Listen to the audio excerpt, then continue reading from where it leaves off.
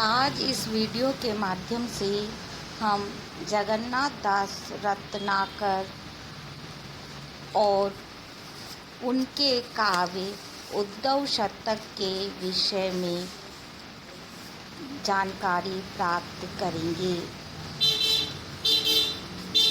उद्धव शतक जगन्नाथ दास रत्नाकर की प्रसिद्ध रचना है। 1929 में इसका प्रकाशन हुआ था। जगन्नाथ दास रत्नाकर ब्रज भाषा में लिखने वाले कवि हैं जो भक्ति काल व रीति काल के समन्वयक भी कहलाते हैं।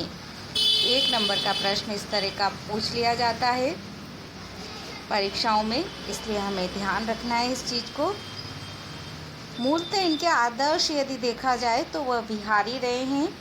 इनकी रचनाओं के रूप में गंगा अवतरण महाकाव्य इनका माना गया है, जिसमें 13 सर्ग हैं और कथानक वाल्मीकि रामायण पर आधारित थे।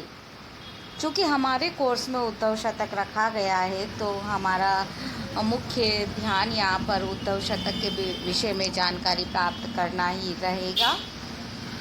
यह इनका प्रबंध काव्य माना गया है, जिसमें कुल 116 छंद हैं। कवित्व छंद में कवि ने अपनी बात कहने का प्रयास किया है।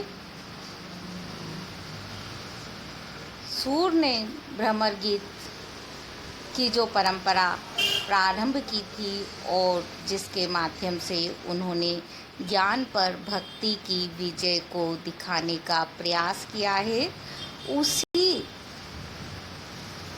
मार्ग को प्रवर्तित करने वाले जगन्नाथ दास रत्नाकर उद्धव शतक में गोपियों और उद्धव के माध्यम से बड़े तार्किक ढंग से अपनी बात को रखने का प्रयास करते हैं। ब्रज भाषा में इन्होंने लिखा है और जो शैली इनकी मानी गई है वह पद्माकरी है।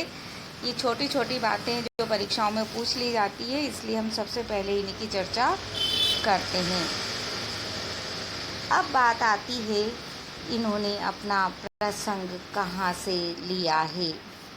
तो जिस तरह से सूर ने अपना प्रसंग लिया है, उसी तरह से उद्धव शतक की कथा का आधार भी श्रीमद् भागवत का 46वां और 47वां अध्याय ही है।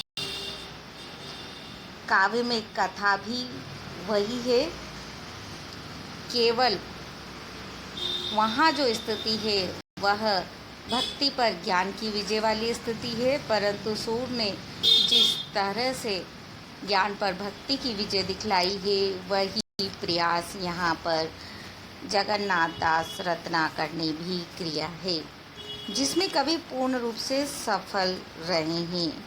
हम केवल यहाँ 2 लाइन देखते हैं, बाकी तो हम सब कुछ पढ़ेंगे ही सही, पर यदि उनकी 2 लाइनों के माध्यम से हम इस चीज़ को देखने का प्रयास करें तो हम देखते हैं किस तरह से अपनी बात को बिल्कुल निश्चित रूप से दृढ़ता के साथ गोपियाँ उद्धव से कहती है, चेरी है न उदो काहू ब्रह्म के बाबा की हम सूदो कहे दे एक कान की कमेरी है। इस तरह से पूर्ण रूप से वह अपने आप को श्री कृष्ण की सेविका यहाँ पर दर्शाने का प्रयास करती है। इस तरह के बहुत से पद हैं जो हम आगे देखेंगे और इनकी भक्ति के बारे में जानकारी प्राप्त करेंगे।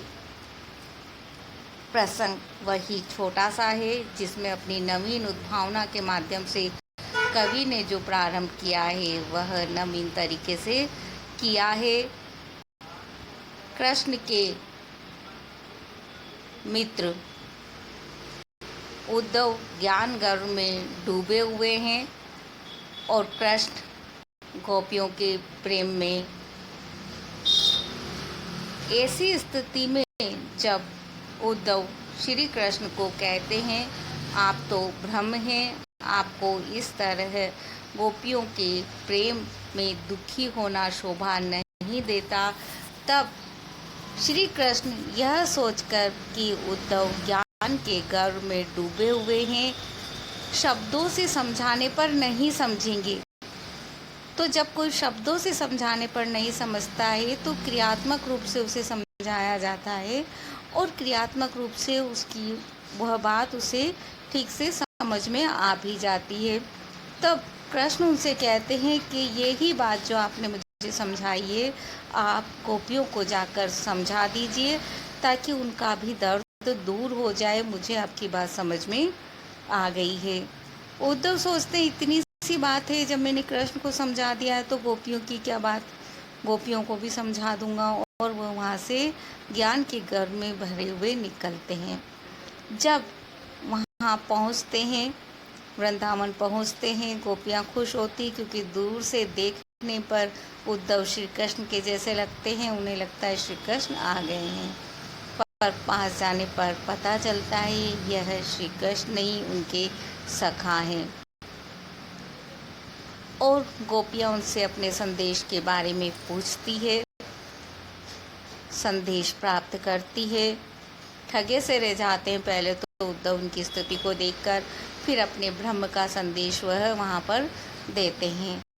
तब इतनी सारी गोपियाँ हैं तो चिट्ठी जो उनको दी जाती है कृष्ण की, उस चिट्ठी में भी उनकी स्थिति होती है। वो अपने पाँव पर ऊंचक ऊंचक कर, बिल्कुल स्वाभाविक वर्णन किया है कवि ने, और ये देखना चाहते हैं हमको लिख्यो है कहा, हमको लिख्यो है कहा, हमको लिख्यो है कहा। इस तरह कवि ने शब्दों का प्रयोग किया है, अर्थात हमारे लिए क्या लिखा है, हमारे लिए क्या लिखा है, हमारे लिए क्या लिखा है।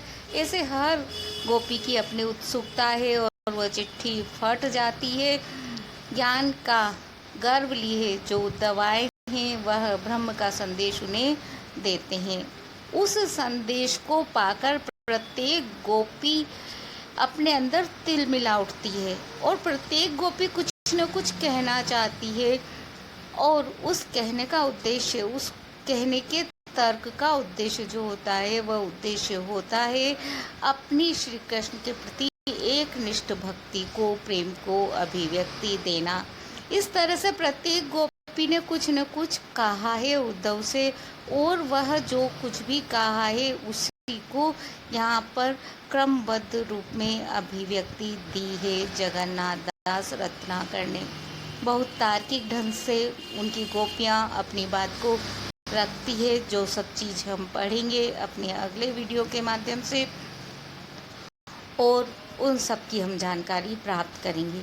जब इतना प्रेम गोपियों का देखते हैं तो उद्धव निहाल हो जाते हैं, अपने ज्ञान के गर्व को भूल जाते हैं, लोटपोट हो जाते हैं उस भूमि पर, और फिर वह उसी प्रेम में डूबकर वापस मथुरा श्री कृष्ण के पास लौट जाते हैं और कृष्ण से कहते हैं आप यहाँ क्या कर रहे हैं, जाइए वहाँ ही आपको होना चाहिए। इस तरह की बात को अभिव्यक्ति देने का प्रयास किया है जगन्नाथ दास रत्नाकर ने अपनी रचना उद्धव शतक के अंतर्गत।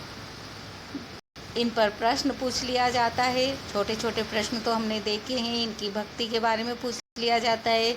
जगन्नाथ दास रत्नाकर की भक्ति किस प्रकार की है, तो सगुण भक्ति है उनकी, और उस भक्ति को उन्होंने यहाँ पर गोपियों के तर्कों के माध्यम से अभिव्यक्त किया है। हम उनकी जैसे जैसे पद पढ़ते जाएंगे वैसे वैसे उनके उन पद्यों के माध्यम से उनकी भावाभिव्यक्ति हमारे सम्मुख होती जाएगी, जो हम उनकी सगुण भक्ति के रूप में अपनी अभिव्यक्ति के रूप में अंकित कर सकते हैं। हम इन